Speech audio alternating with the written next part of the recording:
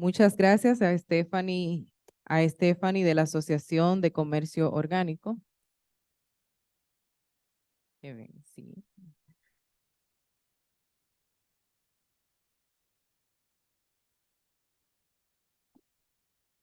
Sí. Would you like to do some tests?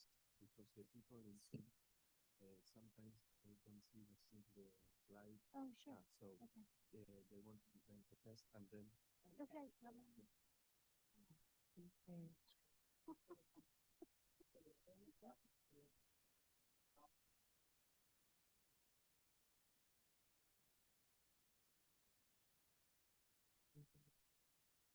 Just let me know when. I didn't have this. No. Oh, this.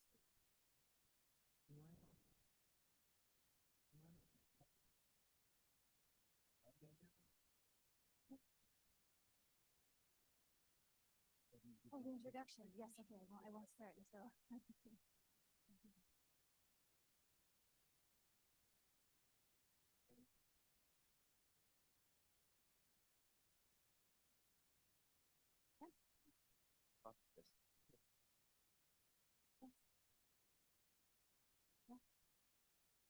Bien, adelante. Bueno, vamos a continuar con la próxima participación y está a cargo de Colleen, Colleen Brain. Ella es consultora internacional de la División Comercial del USDA, NOP de Estados Unidos, con el tema Nueva Data Base Global, el certificado del NOP. Adelante.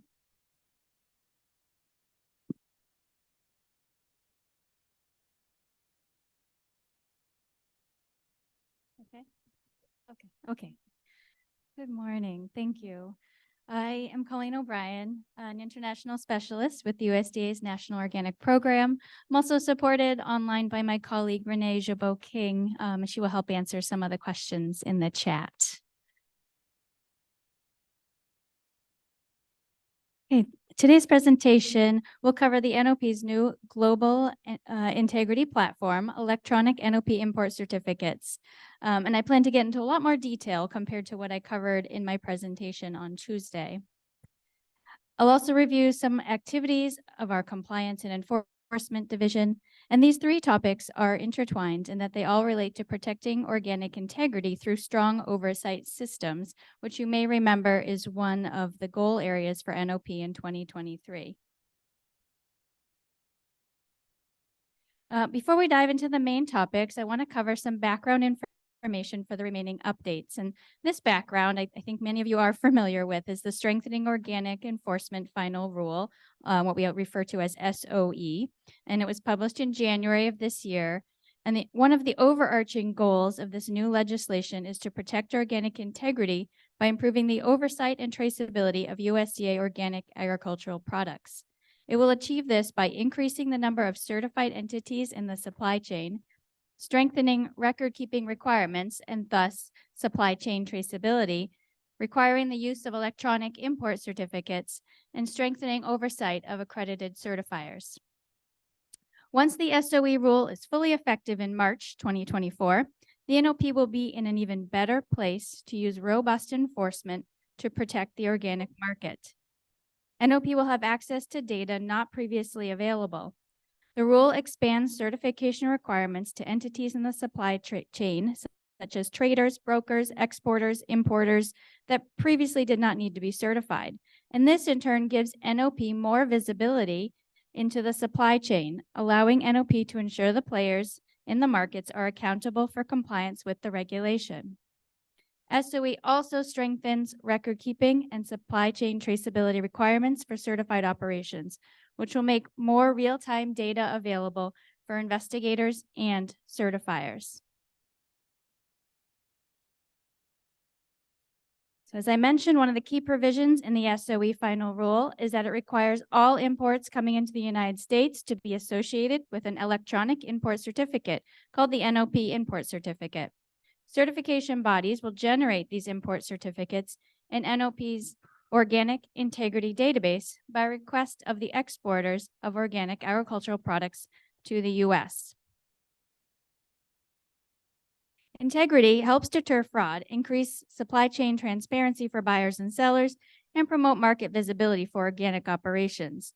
Integrity is publicly available at the website shown on this slide, and the public can search for information about NOP certified operations by name, physical location, or country of operation, scope of certification, or products produced. And you can also search for NOP accredited certification bodies and see information such as where their headquarters are located or what states or countries they're working in. Users of Integrity with accounts, such as a certification body or NOP personnel, can see even more details of the information in the system. So given the value that NOP has found in Integrity Database as an oversight tool, we determined it was the best platform to use to generate the required NOP import certificates as well. NOP has been actively developing the capability for certifiers to generate electronic import certificates in the Integrity Database. Since import certificates will need to be issued by NOP accredited certifiers, as well as by control bodies working under our equivalence arrangements, NOP created what we call a trade partner module in the Integrity Database. The term trade partner refers to the countries with whom we have equivalence and recognition arrangements. So this site is called Global Integrity Database. This expanded functionality in Global Integrity will require that operations certified under the schemes of our equivalence partners who are approved to export to the United States be listed in this database. This will allow certification bodies under our trade partner schemes to issue NOP import certificates for their clients. So once we fully transition to this new system in March 2024, all import certificates will be issued within Global Integrity. The import certificates will be pre-populated in Global Integrity using verified data on the certification bodies and certification operations that are already stored in the system. This will help verify certified organic operations that are eligible to export to the U.S. and provide an auditable record trail of import process and supply chain to support traceability. So you can navigate to Global Integrity by clicking on the Trade Partners tab on the Integrity homepage and then selecting the appropriate organic program from the drop-down list. So now we're going to get into some details of the electronic NOP import certificates. An electronic import certificate accompanies any shipment of organic agricultural products being exported to the United States. While the shipment itself can travel by land, sea, air, the import certificate associated with the shipment can be transferred electronically and may follow a slightly different process flow. In preparation for an export shipment, a certified exporter sends export shipment data to its NOP certifier and requests an import certificate.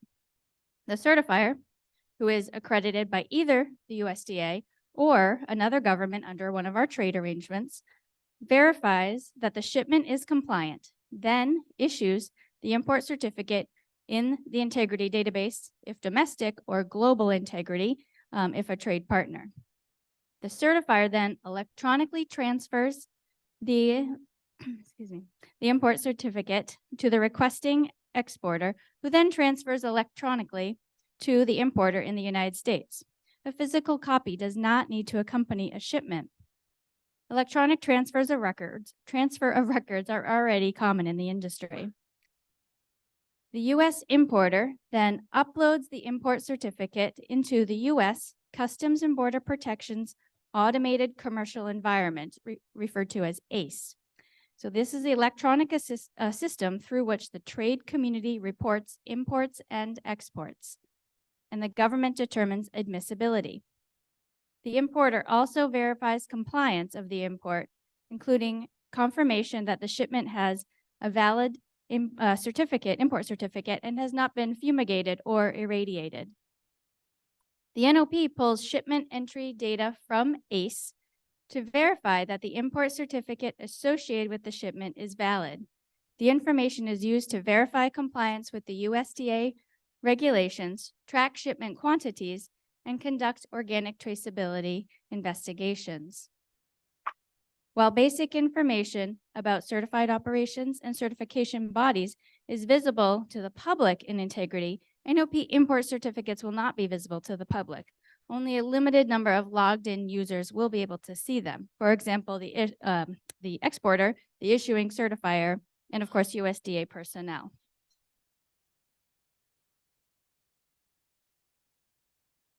Select certifier or control body staff users can generate import certificates, and the NOP import certificates can be valid for a specific period of time, and that's determined by the certifier.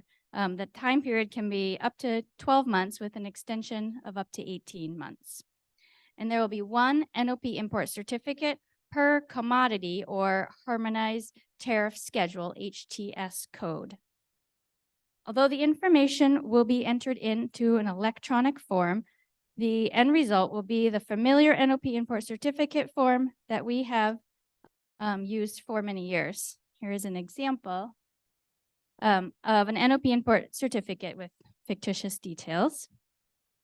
So the final import certificate number, circled right here, is auto-generated when the system, by the system when the form is finalized, but it follows a logical sequence in that the first 3 digits of the certificate number or the country code, then there's a string of numbers for an ID for the final handler or the exporter, and then 2 digits for the year, and then the last 4 digits will be an incremental number based on the number of times the certifier issued import certificates for that specific operation.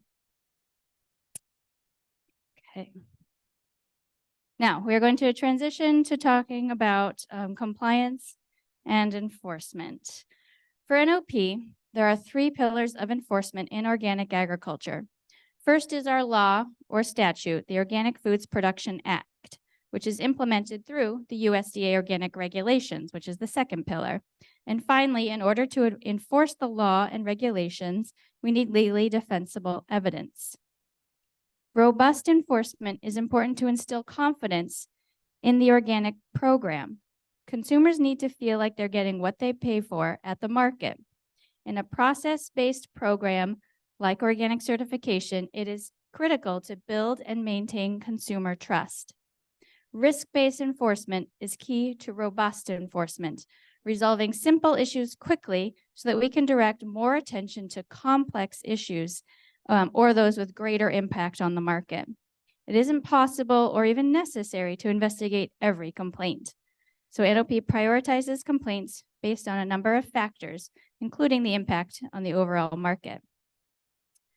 Robust enforcement also means NOP needs to monitor domestic and foreign organic markets, often by looking at official government trade data. We work closely with domestic and international certifiers to ensure proper oversight of our organic trade arrangements.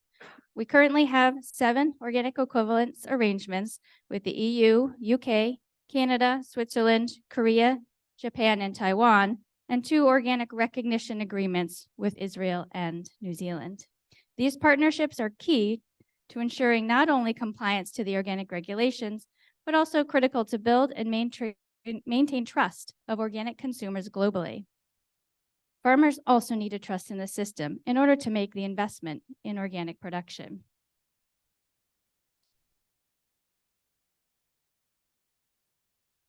The NOP's Compliance and Enforcement Division's primary role is to investigate complaints of violations of the USDA organic regulations, both domestically and internationally. Here you can see NOP's enforcement activities for the 2023 fiscal year. We received 662 new complaints in fiscal year 23, plus had to manage over 300 from the previous fiscal year. So in total, the Compliance and Enforcement Division resolved 690 complaints and inquiries. This achievement enabled NOP to focus on real-time violators and, of course, to prepare for the strengthening organic enforcement rule implementation. Over the past year, NOP invested in technology, hired skilled staff, and provided additional staff training. which resulted in a 38% increase in case closures compared to last fiscal year.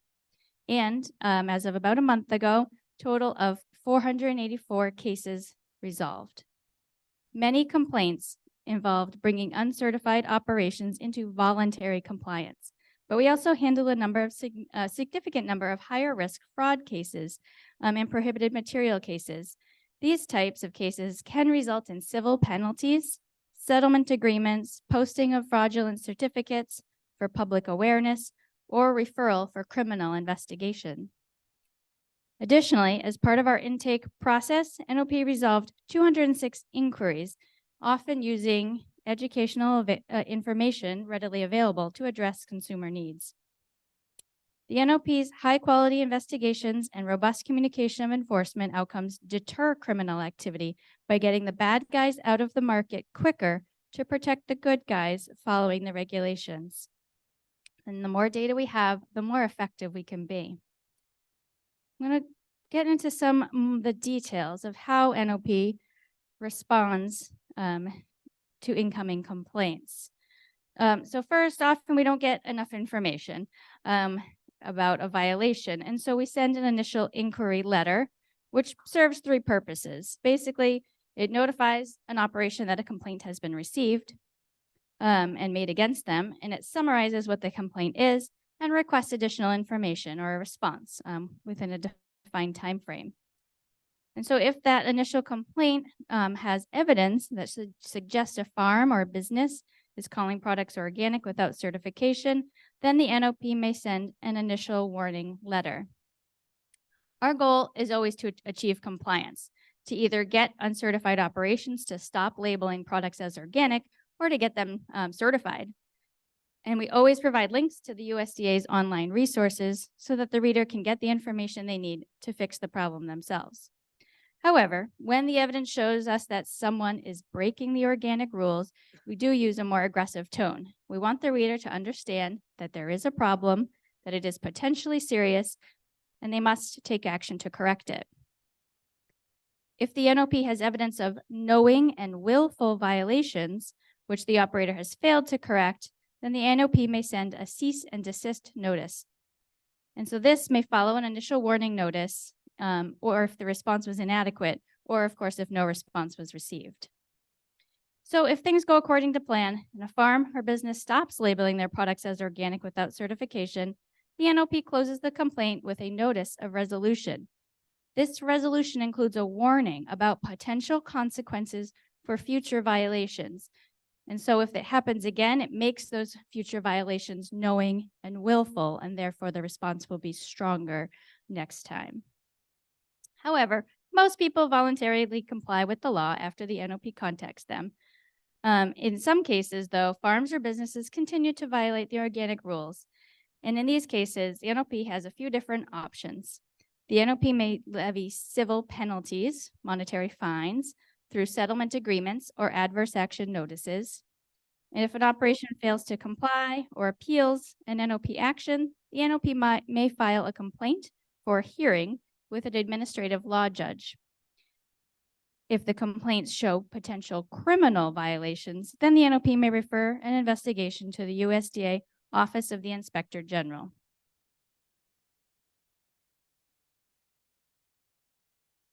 Other activities related to compliance and enforcement are the ongoing development of the partnership with the U.S. Customs and Border Protection, CBP, to increase our oversight of imported organic commodities. This partnership gives the NOP the ability to hold shipments to confirm compliance with USDA organic regulations. This oversight is conducted through documentation and certification reviews, physical examination of the products, and sampling and testing of suspected violative shipments. This year, through the CBP, the NOP has coordinated the seizure and denial of entry for several imported shipments due to USDA trademark violations. As an example, the photo on the left shows a shipment of dietary supplements found to be fraudulently labeled as organic. The shipment was subsequently denied entry and exported back out of the United States. In addition, the NOP has increased its surveillance of imported organic grain and initiated sampling and testing at the port of entry. The photo on the right shows USDA personnel sampling organic soybean meal imported through the Port of Baltimore. We continue to coordinate with CBP to enhance surveillance and oversight of the USDA organic industry.